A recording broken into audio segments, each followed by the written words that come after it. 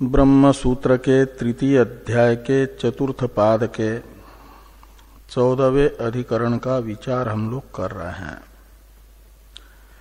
इस अधिकरण के 3 सूत्रों में से प्रथम सूत्र के व्याख्यान रूप भाष्य की चर्चा कल तक हो चुकी है। अब इस अधिकरण के द्वितीय तृतीय सूत्र की चर्चा होनी है।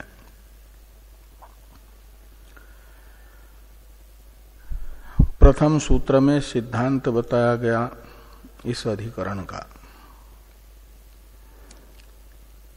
अथ मुनि ही इस वाक्य के द्वारा मुनि का कर्म जो निधिध्यासन है उसका विधान हो रहा है। अथ मुनि शब्द से यह सिद्धांत सहकार्यांतर विधि पक्षेण तृतीयम इस सूत्र से बताएगा। भाष्य में इसकी व्याख्या भी हुई। अब इस अधिकरण के द्वितीय सूत्र के द्वारा जिस आशंका का निराकरण करना है उसे भाष्यकार भगवान बता रहे हैं भाष्य में एवं इत्यादि से। उसे देखा जाए।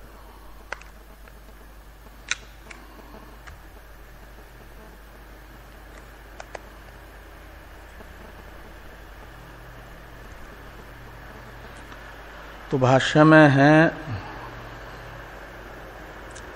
एवं बाल्यादि विशिष्टे कैवल्याश्रमे श्रुतिमति विद्यमाने कस्मात् छांदोग्ये गृहिणोपसंहार अभिसमावृत्य कुटुंबे इत्यत्र। तो ये कहते हैं अथ मुनि इस वाक्य के द्वारा यदि संन्यास आश्रम का जो प्रधान कर्तव्य है निधिध्यासन, तो निधिध्यासन रूप कर्तव्य से विशिष्ट संन्यास आश्रम वेद प्रतिपादित है यदि, तो ज्ञान कांड में उपसंहार होना चाहिए संन्यास आश्रम से ही। किंतु छांदोग्य उपनिषद जो 10 उपनिषद में प्रसिद्ध उपनिषद है उसका उपसंहार संन्यास आश्रम से न करके गृहस्थाश्रम से हुआ है। उपसंहार में गृहस्थाश्रम बताया और तात्पर्य विषय का निर्धारण करने के लिए 6 प्रमाणों में एक प्रमाण माना जाता है उपक्रम उपसंहार भी। तो छांदोग्य का उपक्रम भी कर्मांग अवबद्ध उपासनाओं से और उपसंहार भी गृहस्थाश्रम से। तो छांदोग्य उपनिषद का तात्पर्य तो फिर कर्म में प्रतीत होगा। गृहस्थाश्रम के प्रधान साधन में, तो गृहस्थाश्रम का प्रधान साधन तो कर्म है। और यदि उपनिषदों में विद्या ही प्रधानतया विवक्षित है तो विद्या प्रधान जो आश्रम है संन्यास आश्रम उससे छांदोग्य उपनिषद का उपसंहार होना चाहिए। उपसंहार में संन्यास आश्रम की चर्चा होनी चाहिए। जिस अर्थ में उपसंहार ग्रंथ का होता है माना जाता है, वही उसी अर्थ में ग्रंथ का तात्पर्य है, वही तात्पर्य विषय है। तो गृहस्थ आश्रम से उपसंहार करके प्रतीत हो रहा है कि गृहस्थ आश्रम के जो प्रधान साधन है कर्म, उसमें छांदोग्य का तात्पर्य है। इस प्रकार की आशंका जिनके बुद्धि में आती है, उस आशंका का निराकरण करने के लिए इस अधिकरण का द्वितीय सूत्र है।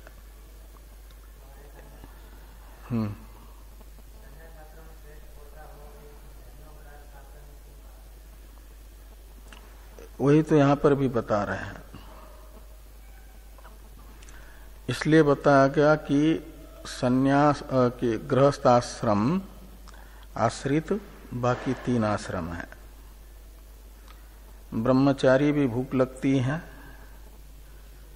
तो नारायण हरि करने के लिए, भिक्षांदेही करने के लिए चला जाता है गृहस्थ के यहाँ ही।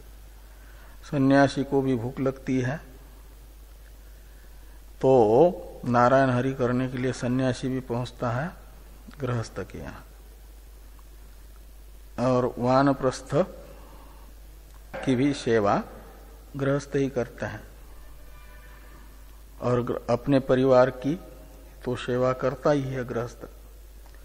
इस प्रकार बाकी तीनों आश्रम भी गृहस्थाश्रम के द्वारा ही संपोषित होने से बाकी आश्रमों के आचरणकर्ता जो है आश्रमी, उनका संपोषक भी गृहस्थाश्रम है।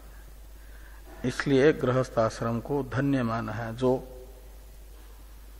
अनेक लोगों का संपोषण करता हो, अपना भी करता हो और अपने परिवार का भी करता हो, और परिवार के साथ साथ और लोगों का भी संपोषण करता हो। तो जितने उसके आश्रित हैं माना जाता है, उनके लिए वो धन्य है, ये माना जाता है ना।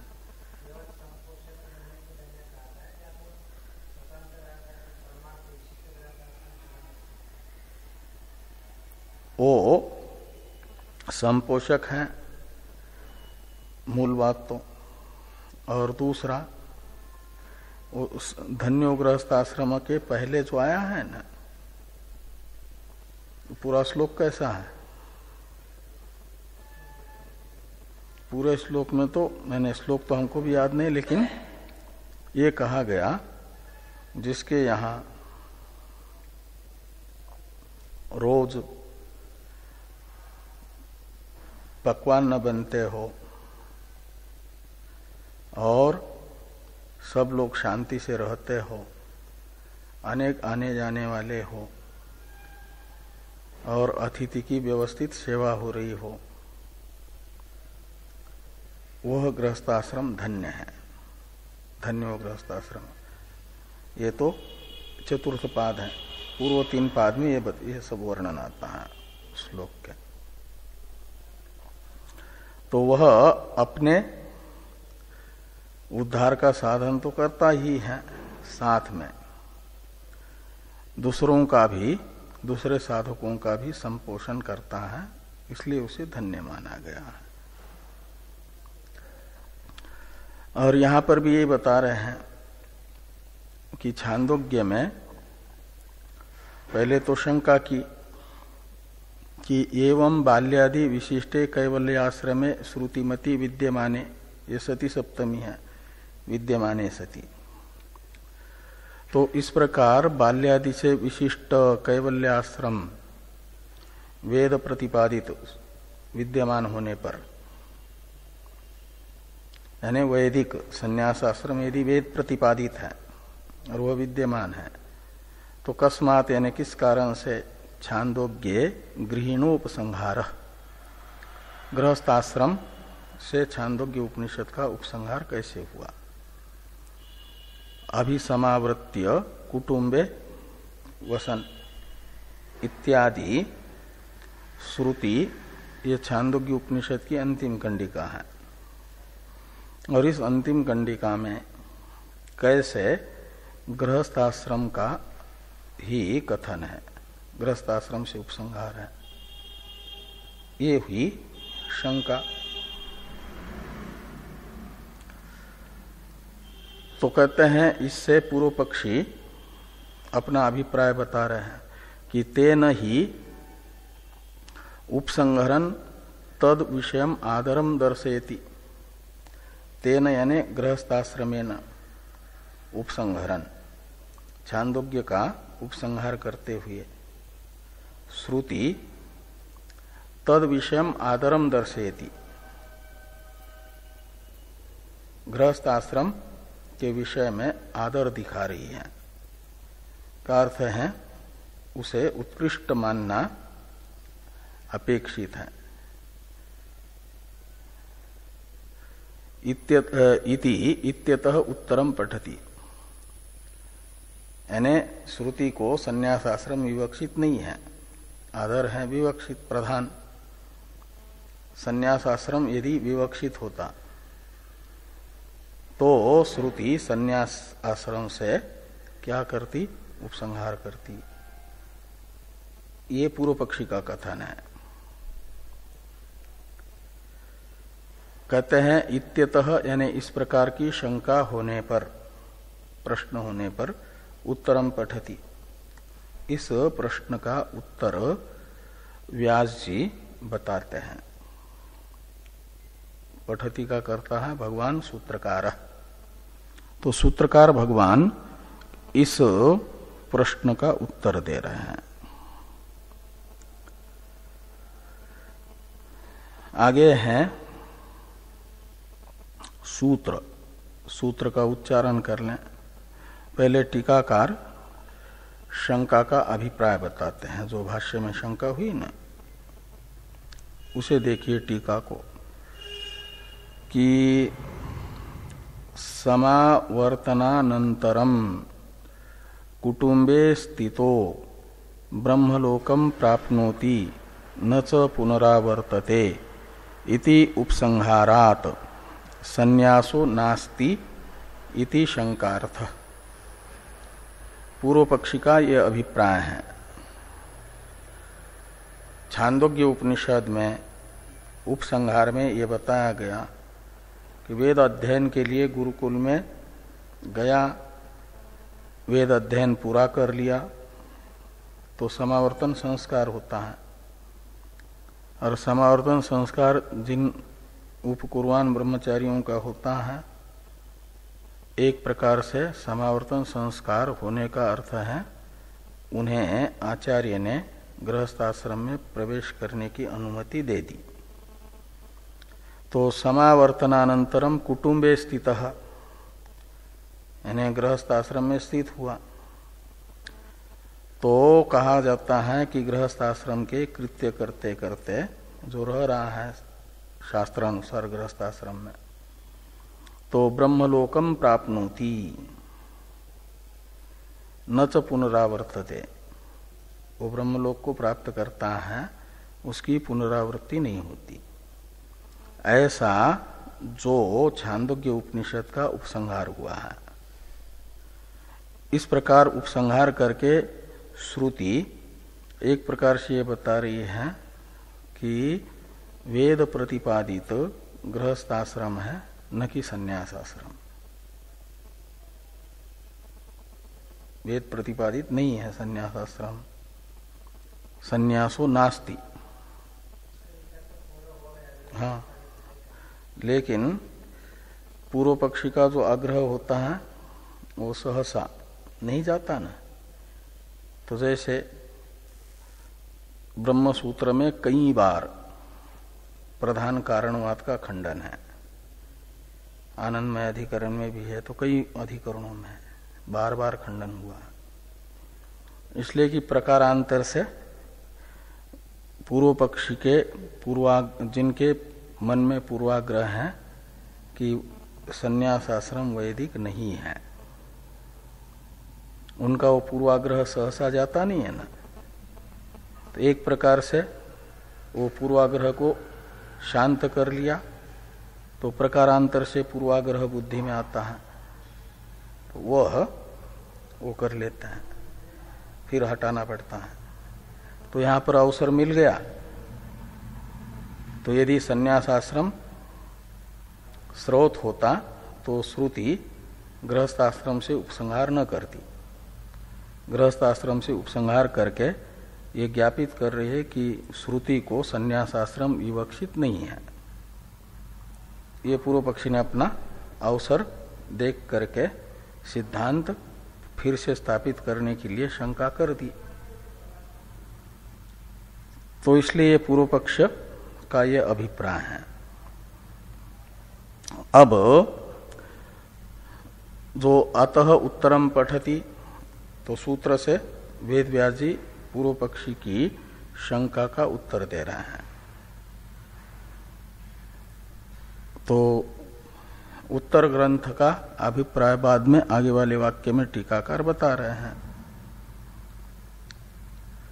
तो पहले सूत्र तथा भाष्य को देख ले, फिर समाधान का जो अभिप्राय है उसको बताने वाला टीका वाक्य देखें। तो सूत्र का उच्चारण कर लें। कृष्ण भावातु गृहीणोपसंहार, कृष्ण भावातु गृहीणोपसंहार, तीन पद हैं, तीन क्या चार पद हैं। कृष्ण भावात, तु, गृहीणा और उपसंहार, ऐसे चार पद हैं। इसमें तु ये है निपात, और निपातों के अनेक अर्थ होते हैं। यहां पर तू शब्द है, भाष्यकार भगवान कह रहे विशेषणार्थ, और विशेषण होता है व्यावर्तक, इसलिए पूर्व पक्ष की शंका का व्यावर्तन करेगा, ये अर्थ निकलेगा। और ये बताता है तू शब्द, कहते गृहस्थ आश्रम से जो छांदोग्य का उपसंहार हुआ है, उस उपसंहार का अभिप्राय सन्यास का अभाव दिखाना नहीं, अपितु ये बताना है कि गृहस्थ आश्रम में अनेक प्रयास साध्य कर्मों का विधान है। गृहस्थ को अपने आश्रम विहित कर्म तो करने होते ही हैं, साथ साथ आश्रमांतर विहित जो कर्म है अहिंसादि, उनका भी पालन करना पड़ता है। तो चार आश्रमों में यदि देखा जाए कर्तव्यों का आधिक्य, तो सबसे आधिक्य कर्तव्यों का गृहस्थ आश्रम में है। इसलिए जिससे ज्यादा काम लेना होता है उसे उसकी थोड़ी चर्चा करनी पड़ती है ना, प्रशंसा करनी पड़ती है। उस दृष्टि से श्रुति में गृहस्थ आश्रम से उपसंहार हुआ है, इस अभिप्राय से नहीं कि संन्यास आश्रम श्रुति को विवक्षित ही नहीं है। संन्यास आश्रम के अभाव अभिप्राय से गृहस्थ आश्रम से उपसंहार छांदोग्य का नहीं हुआ, अपितु गृहस्थ को स्वयं के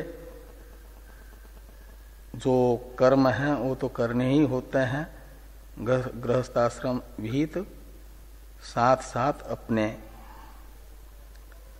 अन्य जो सर्व आश्रम साधारण कर्म है अन्य आश्रमी को भी विहित है, अहिंसादि उनको भी करना पड़ता है, बहुत बोझ है उस पर।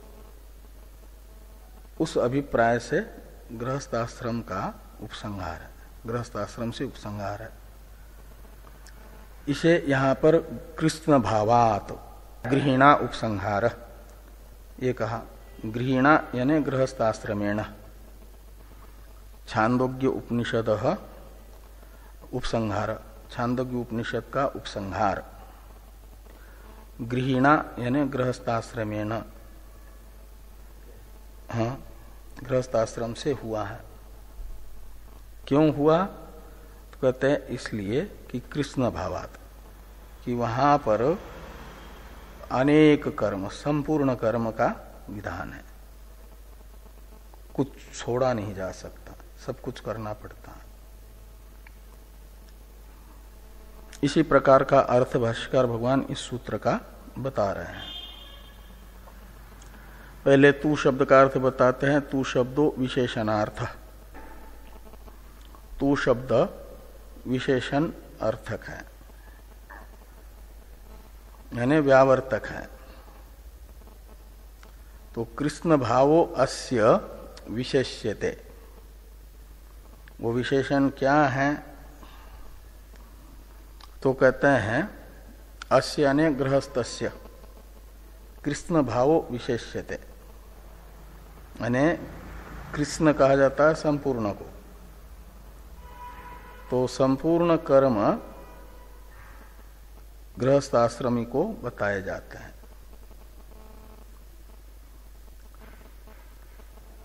इसलिए बहुत अधिक कर्म करने के लिए प्रयास भी तो करना पड़ता है, बैठे बैठे नहीं होते। इसलिए आगे कहते हैं कि बहुलायासादि बहुलायासानी ही बहुनी आश्रम कर्माणी, अनेक प्रयास से साध्य गृहस्थाश्रम विहित कर्म है।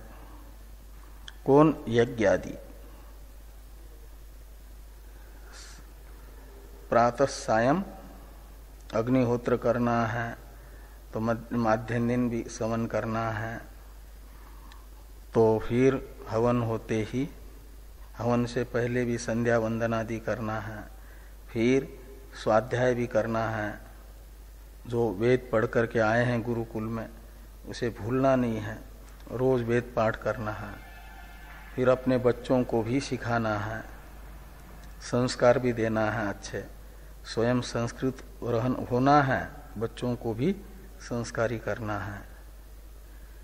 और कोई अतिथि आए उनकी सेवा, माता पिता की सेवा, देवता ऋण से मुक्त होने के लिए देवताओं की सेवा, ऋषि मुनि से मुक्त होने के लिए अध्ययन भी करना है, और पितृऋण से मुक्त होने के लिए माता पिता की सेवा करनी है। 5 महायज्ञ करने होते हैं रोज। ऐसे बहुत प्रयास साध्य यदि शास्त्र के अनुसार गृहस्थ जीवन जीना चाहे तो उसे जगने से लेकर के सोने तक अवसर ही न मिले विश्राम का, सब करना होता है। तो उसके लिए ये कहा जा रहा है कि बहुनी आश्रम कर्माणि यज्ञादीनी तम प्रति कर्तव्यतया उपदिष्टानि। तम प्रति यानी गृहस्थम प्रति, गृहस्थाश्रमी के प्रति अनेकों यज्ञादि कर्मों का विधान है। और गृहस्थाश्रम में बताए गए जो अनेकों कर्म है वो सब तो करने ही है। साथ में कहते हैं आश्रमांतर कर्माणि च यथा संभवम अहिंसा इंद्रिय संयमादिनी। तो आश्रमांतर विहित जो अहिंसा है और इंद्रिय संयम आदि है, ये भी गृहस्थ को यथासंभव करने पड़ते हैं। शास्त्र कहता है करो। तो इस प्रकार तस्य विद्यन्ते, ये सब आश्रमांतर विहित भी कर्म उसके कर्तव्यतया विद्यमान है। तो बहुत ज्यादा बोझ भार गृहस्थ पर है और वो सारा भार गृहस्थ उठा ले, इसके लिए उसकी प्रशंसा तो करनी पड़ेगी ना। उस दृष्टि से ये सारे कर्म करता रहे, इस दृष्टि से गृहस्थ आश्रम से उपसंहार छांदोग्य का हुआ है।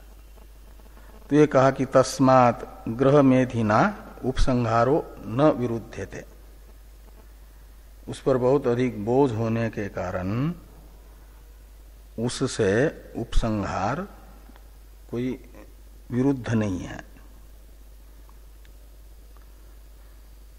और ये उपसंहार होने से ये नहीं निकलेगा कि संन्यास आश्रम वेद विहित नहीं है, वेद सम्मत नहीं है, ये अर्थ नहीं निकलेगा।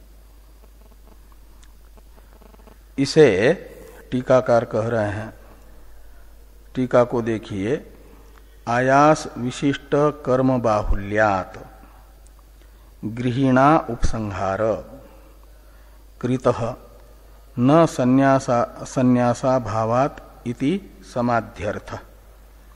समाधि शब्द का अर्थ है समाधान ग्रंथ, शंका का समाधान करने वाला जो ग्रंथ है, उस ग्रंथ का अर्थ यानी अभिप्रेत अर्थ ये है कि गृहस्थी को अनेक कर्म करने पड़ते हैं, इसलिए गृहस्थाश्रम से उपसंहार हुआ।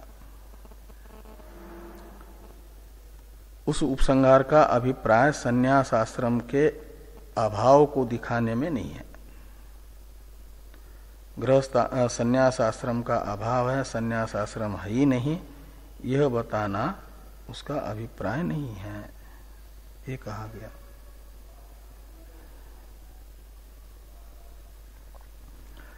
आगे हैं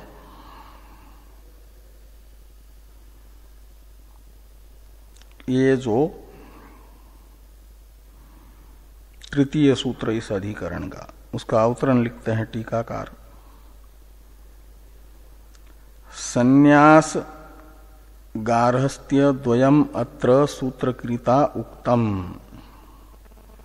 ततो अन्यत आश्रम द्वयम् नास्ति इति कस्यचित् भ्रम स्यात् तम निरस्यति मौनवत इति।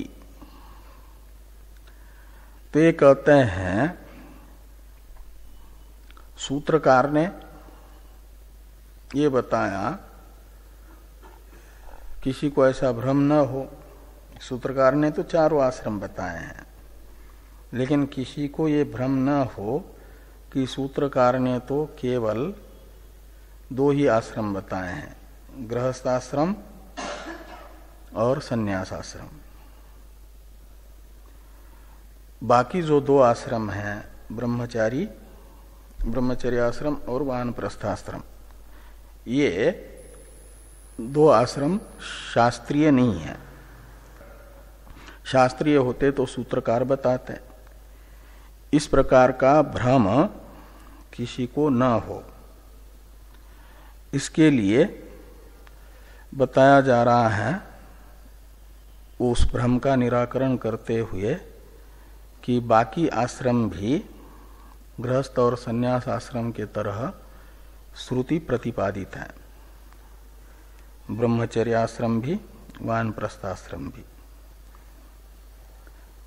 ये अवतरण लिखते हुए टीकाकार ने कहा कि संन्यास गार्हस्थ्य द्वयम् अत्र सूत्रकृता उक्तम ततो अन्यत आश्रम द्वयम् नास्ति। तो संन्यास आश्रम और गृहस्थ आश्रम से अतिरिक्त ब्रह्मचर्य आश्रम और वानप्रस्थाश्रम सूत्रकार तथा श्रुति के दृष्टि में है ही नहीं, दो ही आश्रम शास्त्रीय हैं। इस प्रकार किसी को भ्रम हुआ, भ्रमस्यात्, भ्रम होगा यदि, तो तम निरस्यति, तम यानी भ्रमम, निरस्यति, उस भ्रम का निराकरण करते हैं व्यास जी इस अधिकरण के अंतिम सूत्र से। मौनवद इतरेषामप्युपदेशात् मौनवद इतरेषामप्युपदेशात्। तो मौनवत इतरेषाम अपि और उपदेशात् ऐसे चार पद इस सूत्र में भी हैं।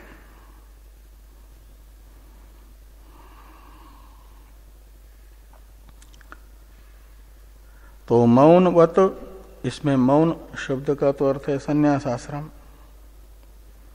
वह उपलक्षण है, या पूर्व सूत्र से गृहिणा से गृही पद को भी ले आना और मौन के साथ जोड़ देना। तो गृही मौनवत, ऐसा मौन गृहीवत। तो उसमें मौन और गृही ये दृष्टांत हो जाएंगे, दोनों आश्रमों को लेना। तो मौनवत का ही अर्थ निकलेगा, गृहिणा की भी अनुवृत्ति ला करके और मौन के साथ जोड़ करके, कि संन्यास आश्रम तथा गृहस्थाश्रम के तरह। जैसे संन्यास आश्रम और गृहस्थाश्रम वेद प्रतिपादित हैं, ऐसे कहते हैं इतरेषाम अपि उपदेशात्। इतरेषाम यानी बाकी जो दो आश्रम हैं, ब्रह्मचर्य तथा वानप्रस्थ, इनका भी वेद में उपदेश है, कथन है, प्रतिपादन है। इसलिए गृहस्थ एवं संन्यास आश्रम के तरह ब्रह्मचर्य आश्रम तथा वानप्रस्थाश्रम भी है, नहीं है ऐसी बात नहीं, वे भी हैं, वैदिक हैं। और इन दोनों आश्रमों को बताने वाली श्रुति भी पहले बता चुके हैं, छांदोग्य की ही। वो तप एव द्वितीय ब्रह्मचारी आचार्य कुलवासी आत्मानम आचार्य कुले आत्मानम अत्यंतम अवसाधयन, ये जो श्रुति है, यह वानप्रस्थाश्रम तप शब्द से और ब्रह्मचारी आचार्य कुलवासी इत्यादि से बता रही है ब्रह्मचर्य आश्रम को भी, और गृहस्थाश्रम को बताने वाली वो पूर्व वाक्य शेष है, यज्ञो अध्ययनम दानम इति प्रथम, तप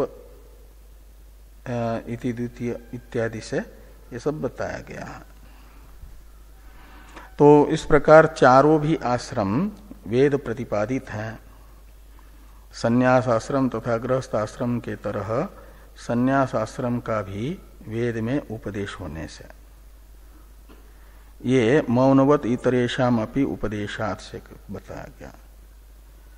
तो इतरेषाम शब्द में बहुवचन है, यद्यपि बताया जा रहा है दो ही आश्रमों को, संन्यास और गृहस्थ आश्रम से अतिरिक्त तो दो ही आश्रम बसते हैं ना, तो द्विवचन होना चाहिए था, इतरयोरपि ऐसा, लेकिन बहुवचन किया। वो अवान्तर भेद को लेकर के मान लो,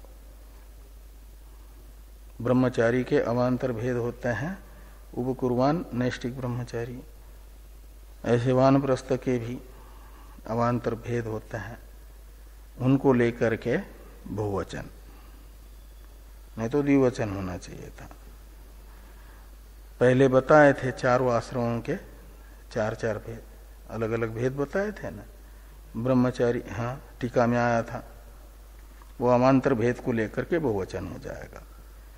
ब्रह्मचारी आश्रम और वानप्रस्थ आश्रम के अवान्तर भेद को लेकर के बहुवचन की उपपत्ति, ये मान लो। अथवा ब्रह्मचर्य आश्रम और वानप्रस्थ आश्रम के अधिकारी मात्र दो ही नहीं है, अनेक है, उन अधिकारी भेद से अनेक वचन है। अनुष्ठाता ब्रह्मचर्य आश्रम और वानप्रस्थ आश्रम को स्वीकार करने वाले अनेक होने के कारण अनेक वचन है, बहुवचन है। तो भाष्य को देखिए,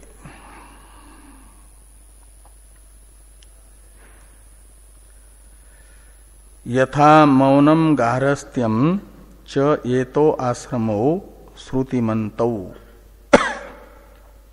तो मौनवत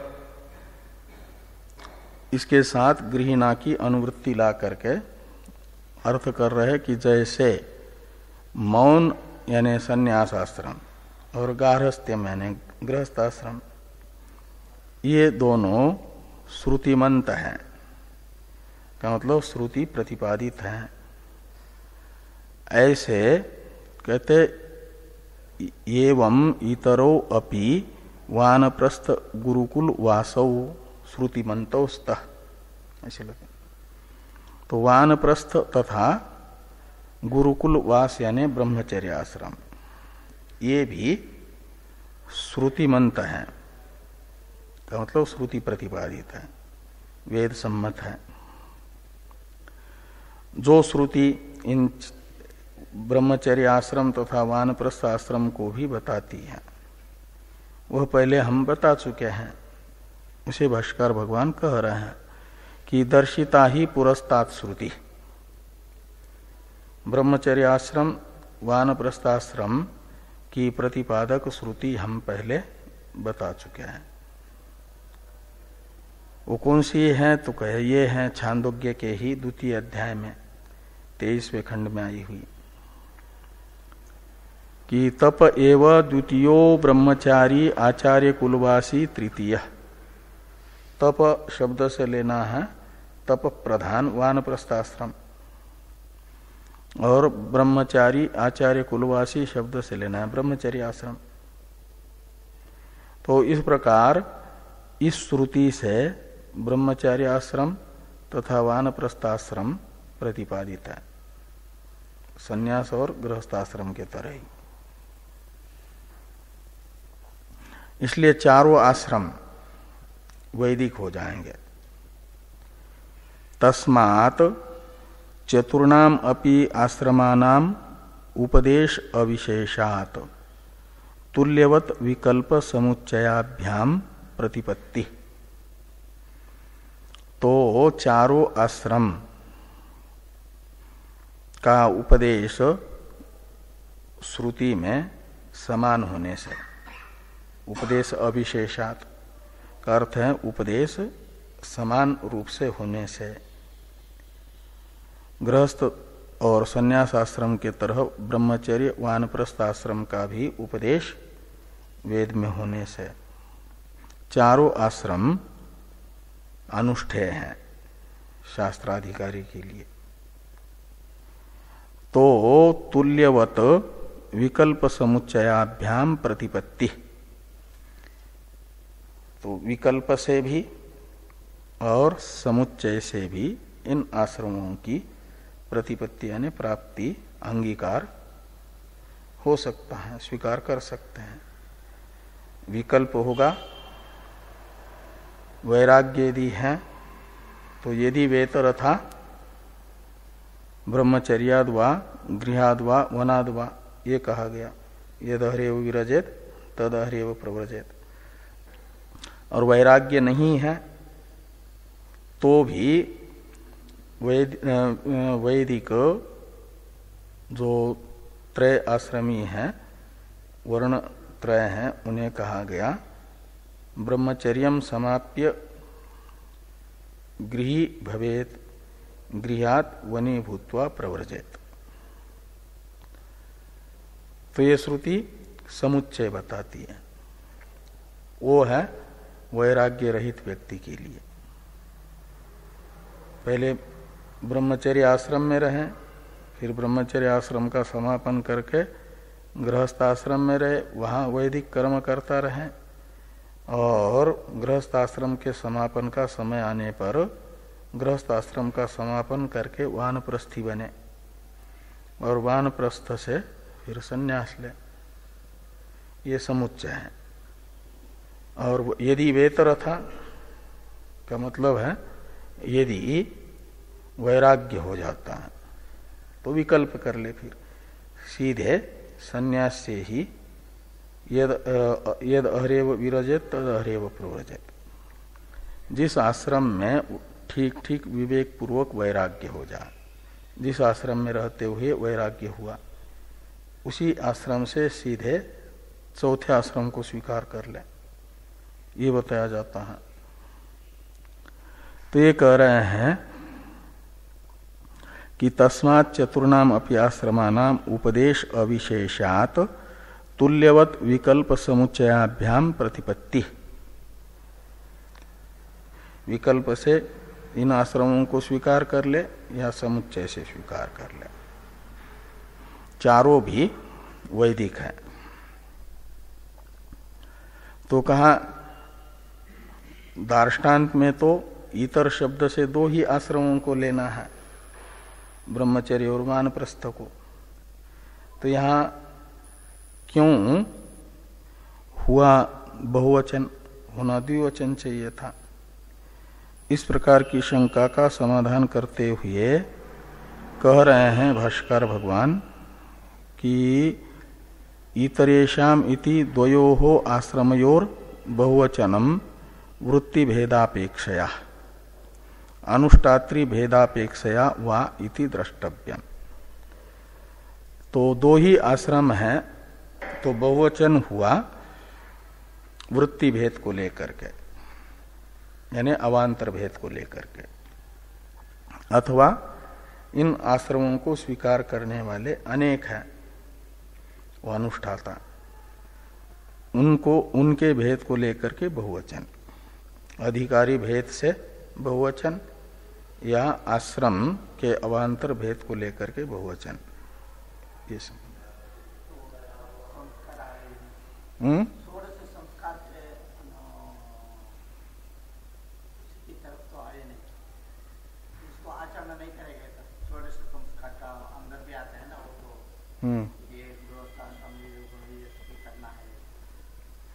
जो वैराग्यवान नहीं है उसे, और वैराग्यवान को फिर विकल्प। तो थोड़ी टीका है, टीका को देखिए। टीकाकार मौनवत का अर्थ करते हैं आश्रम द्वयवत इत्यर्थ। सूत्र में जो दृष्टांत है ना मौनवत, उसका अर्थ है आश्रम द्वयवत। वो आश्रम द्वय कौन है? संन्यास गृहस्थाश्रम, जिसे पूर्व पक्षी शंका करने वाले मान रहे हैं वेद प्रतिपादित है करके, वे दो आश्रम, उन्हें मौनवत इस दृष्टांत से लेना। और इतरेषाम शब्द से जिनको लेना है वे दो आश्रम हैं, ब्रह्मचर्य वानप्रस्थ।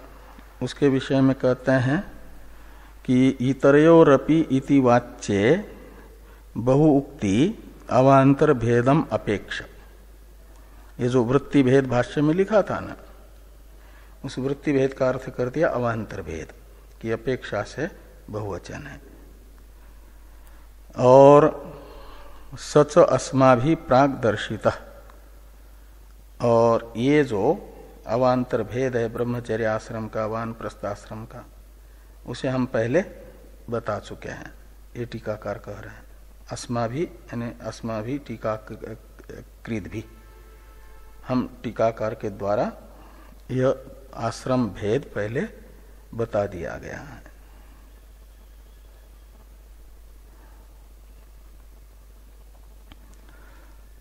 अब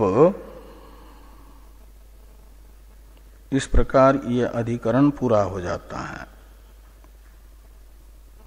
अनाविष्कुर्वन अधिकरण का विचार होना है। ये 15वां अधिकरण है।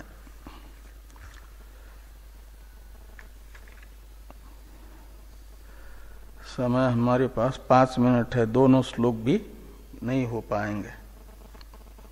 कल इस अधिकरण की शुरुआत करेंगे। अच्छा, कल तो अनध्याय है, अष्टमी है, नवमी को, नहीं तो ये 2 दिन तक ऐसे ही रहेगा ना। परसों इस अधिकरण की शुरुआत करेंगे।